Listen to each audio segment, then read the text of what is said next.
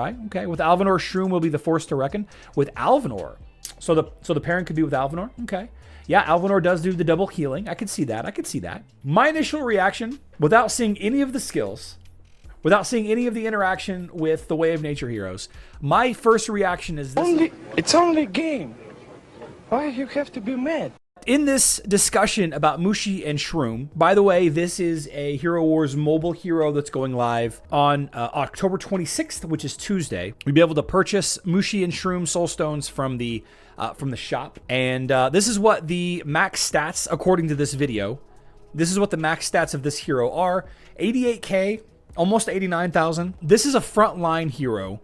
The role is mage. Okay, they said in the discussion that she was going to be an off tank, or he, they, it, I don't know. They were going to be an off tank. And while I reported that on several instances that we had an off tank coming, this clearly shows that tank is not the role that Mushi and Shroom were given. It's just straight up mage. The issue that everybody's having with this idea, and this is the problem with having influencers, you know, influencers sharing information like this, is things are subject to change. So this was reported to be a mage, which is an interesting combination of roles for a hero. Definitely a frontline hero. But the issue is this this hero has got 7k armor. 7k armor, which is really low armor for a tank. The assumption, obviously, is that Mushi and Shroomi's first skin is going to be a armor skin.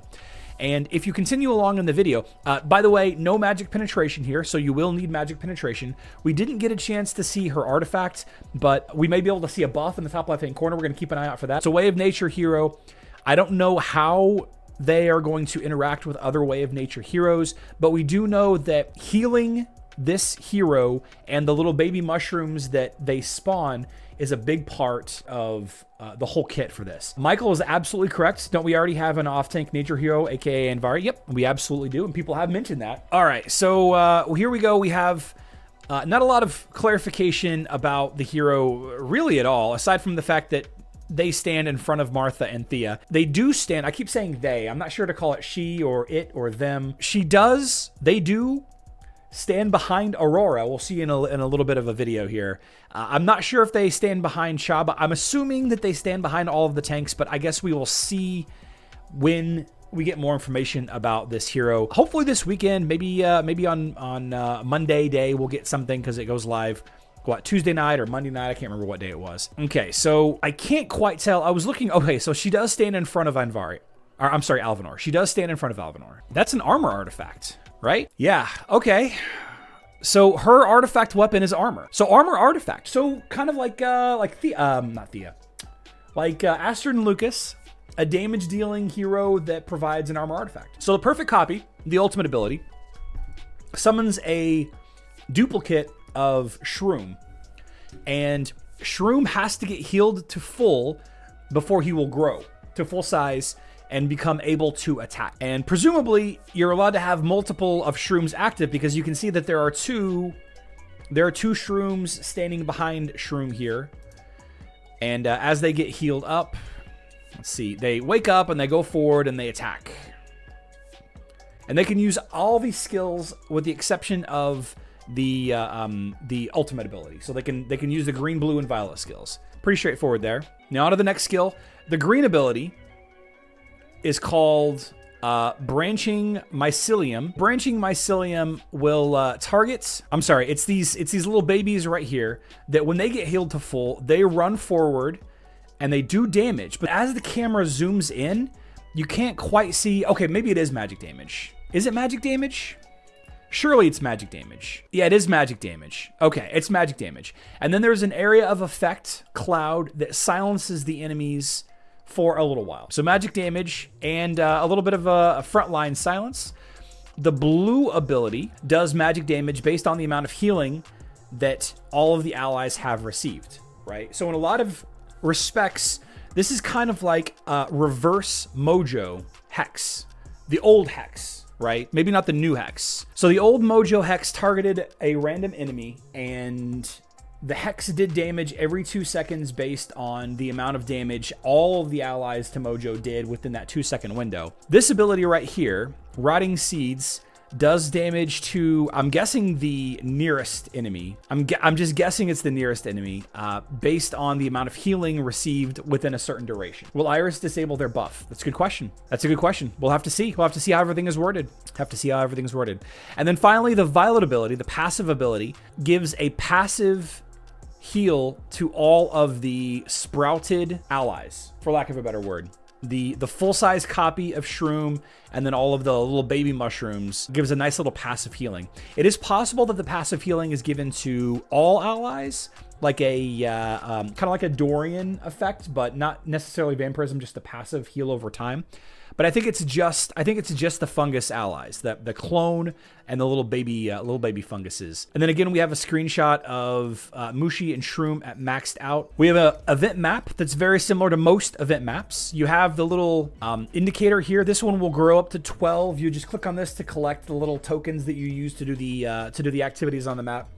The tasks for this event will probably give you the little candies so that you can, fight the little bosses along the way. And we have a nice we'll talk about the protagonists in a second. The Nightmare Valley shop, you're gonna earn these Halloween coins, for lack of a better word, and you can use them to buy the pumpkin chest, which we don't know what's in the pumpkin chest exactly, but we do know that Astaroth's cybernetic skin is supposed to be in the pumpkin chest as the grand prize, a rank 40. The rank 40 Astaroth cybernetic skin is probably going to be one of those where you get it after you open guaranteed to get it after you open 173, 174 of them. Probably a bunch of other great items in there, but that's obviously going to be the draw if you don't want to build up Mushy and Shroom or spend your items on the items for presumably to level up Mushy and Shroom as a mage, right? You'd be able to buy the items. Probably Lamort's will be in there as well. Here we go. Check out this interesting character right here. I'm very excited to see this individual. I'm looking forward to seeing some animations with this guy.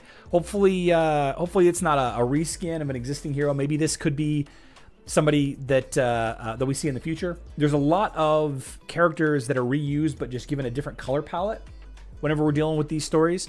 But Pumpkin King with this guy, this is going to be interesting. I'm looking forward to seeing this guy in action. Hopefully there's an actual sprite of him. I'd love to cut him out and have him as a usable asset from future YouTube video potentially. And then we get the outro showing us when the event is 26, 27, 28, 29, 30, 31. That does look a lot like Jack Skellington. I think it's exactly Jack Skellington. So the main thing I think that we should take away from this is, what problem does this solve? Frontline casters, right? One of their abilities is to silence the front line. There aren't any unique utilitarian skills. Like when you think about the new heroes that we've gotten, Iris with the debuff management, Sebastian removing curses and stuns, the interaction with Isaac and the engineers. We don't know exactly what the interaction with Mush and Shroom is going to be with other Way of Nature heroes, but I'm actually not sure what problem this solves. And if this doesn't solve a problem, frontline mages is really the only thing that this hero can kind of counter. Armor artifact. What's the use? What is the use case for this? Silencing Corvus, says Icarus. Okay. My initial reaction, without seeing any of the skills, without seeing any of the interaction with the Way of Nature heroes, my first reaction is this is not going to be a must-have hero. Not in the way that like Iris was really good, Amira is really good, Zisha. Maybe this is what Way of Nature needed. I don't know. It's hard to say. What I fear after playing Raid Shadow Legends 2 weeks ago, what I fear is that Hero Wars is going to start just piling on heroes to have a huge catalog of heroes that you can use, and you can just stick to a faction and solve multiple problems within a single faction without having to deviate from that faction. That's something that I have a little bit of concern about, but I don't think it's going to be a problem for a long time because they only introduce 3 to 4 heroes a year. I don't know. What do you guys think?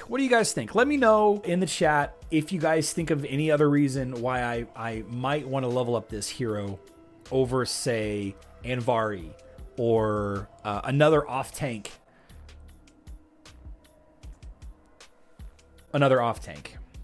Oh, this should try to come up with a Satori counter.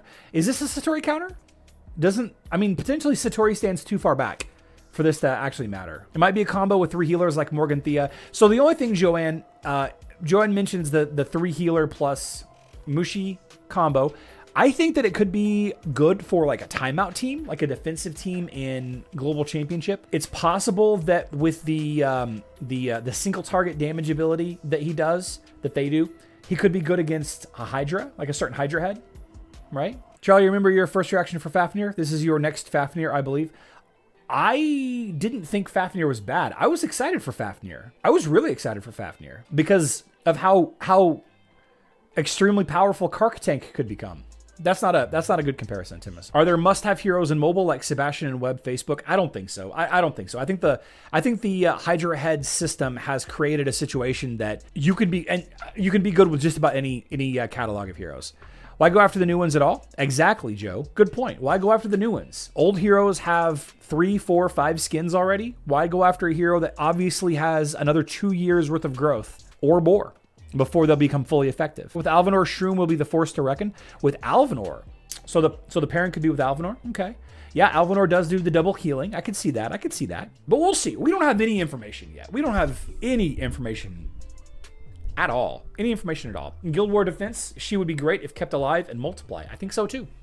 I think if you can't bring them down and you leave up a couple of healers, the second attempt at a target could be very bad. I can see her being quite tanky when supported by healers. I think that's the big play. Being supported by healers. I think that's the absolute big play. Wish we could max test this new hero to decide. I wish we could max test anything on mobile. Ugh.